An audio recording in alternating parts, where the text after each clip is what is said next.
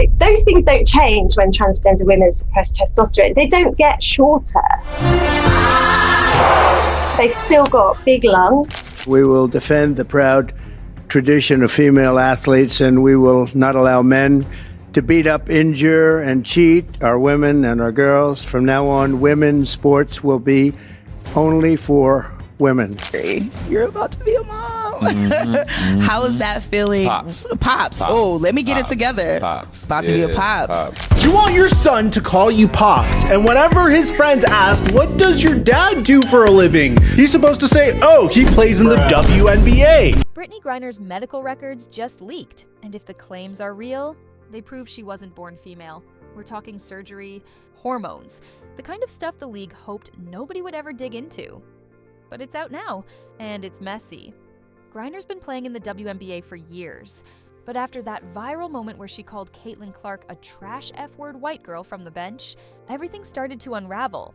That wasn't just a heated sports moment, it triggered a full-on breakdown of her past, from being placed in a male. Russian prison to doctors now saying her biology doesn't line up with what the league sold to the public. Things got explosive, and the worst part? The silence from the WNBA is deafening, which only makes people ask, how long have they been covering this up? Let's dive in. After Brittney's blow-up on the bench, where she called Caitlin Clark a trash F-word white girl on camera, that alone was enough to make headlines. But the real chaos hit right after. Because as that clip went viral, alleged medical records started popping up online. And these weren't just fan theories or TikTok gossip. This was paperwork. Names, numbers, doctor language, and what those reports allegedly showed?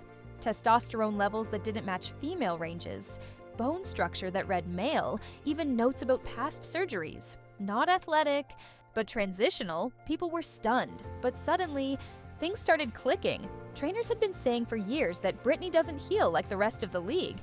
We're talking injuries that should take weeks to rehab, yet she's back on her feet in days, like nothing ever happened. Let me show you just one moment that had fans raising eyebrows all over again. Around 80 points a game. Didi Richards can't get...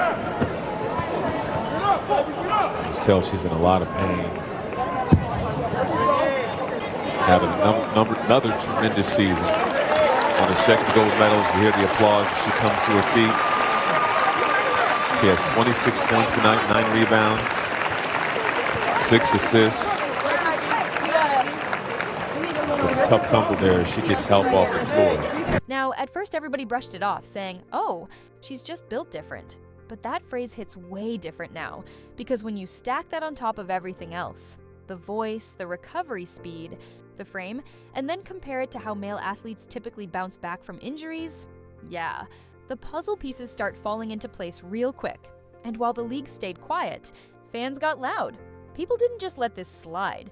They went full detective mode, pulling up old game footage, slowing down interviews, rewatching training sessions, even digging into sports science journals, trying to understand what exactly they were seeing. And the deeper they went, the more obvious it started to feel. Because the way Brittney moves, the height of her jump, the reach, the power behind those dunks, it just doesn't line up with the average WNBA athlete. Not even close. Now, watch this highlight reel. This is the video that had people doing a double take. Like, wait a minute. Parker will let her go! No look pass for Griner, and the dunk! I mean, no one else, no other woman who plays basketball can do that. Two-handed, 2 feet, just goes up. I mean, you're gonna give a crowd some. You're telling me that's the same league where most players struggle to even graze the rim? Come on. The difference isn't subtle, it's in your face. Then there's that video, the one that had everybody doing a double take. Brittney Griner posted a topless clip on Instagram, no bikini, no cover-up, and here's the wild part, it didn't get flagged at. All Instagram's AI straight up treated her like a male user. Now I want you to watch this real quick and ask yourself, if this was any other WNBA player, would it still be up? Still be up. Swaggy, Brittney, let me see something real quick. Brick, thank you. Get the hell out of here, yo. Jab stepping, just a brick. Swing and a miss. Oh! Yo, I ain't gonna. It doesn't stop there, because let's be honest, The questions didn't just start yesterday, The Voice. The shoulders, the base, it's not shade. It's just what people have been noticing since day one. But what really got people side-eyeing hard was what she said after the little one. Griner straight up told a reporter that she wanted to be called Pops, not mom, not even parent. Now, hold on. Most women don't raise a newborn and then ask people to treat them like the dad. Let me show you what she actually said so y'all don't think this is being twisted. I think there's probably one other job that you're about to get into that is really hard and really scary. You're about to be a mom. How is that feeling? Pops. Oh, let me get it together. About to be a pops. Please tell me how exciting that is for you and what you're looking forward to most. I'm super excited. Well, I mean, I guess I'll just drop it. He's here. So he's here. Yes. 7/8/24. And listen, say what you want, but after that, people stopped playing cute. Some stopped calling her Brittney altogether. Now they're calling her Brian Griner, and not even as a joke. So when fans say Brian Griner dressed as a woman, it's not hate. It's people connecting dots the league didn't want anybody talking about. Now here's the part that really has people pissed. And honestly, rightfully so.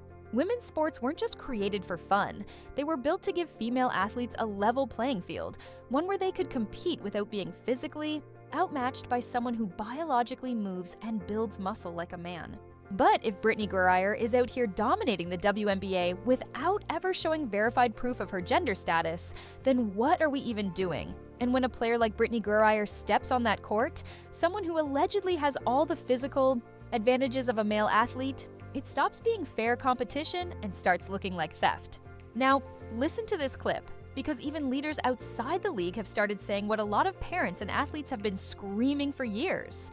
In sports, we like to have a sense that the playing field is level, that there is fairness in competition. Another really important value in sports is that we want everybody to have an opportunity to play, particularly when we're talking about young people. And as a result, with this particular topic, there is apparent conflict between those two values. We will defend the proud tradition of female athletes, and we will not allow men to beat up, injure, and cheat our women and our girls. From now on, women's sports will be only for women. You don't have to agree with who's speaking to hear the truth in what's being said, because at the end of the day, if biological men are allowed to dominate sports made for women, what are we even protecting anymore? Even fans are calling it out straight up, no sugarcoating. One comment said, if it quacks like a duck and walks like a duck, then it's a freaking duck. Brittney Griner is not a woman. Brittney Griner is a man. Another fan dragged the WNBA with, who is the WNBA trying to fool? They knew Brittney Griner was a man all along. Now they're just trying to cover their butts.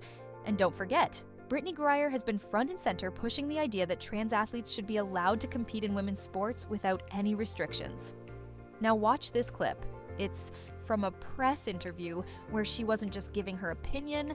She straight up says it's a crime to stop biological males from competing against women. That's the word she used, crime.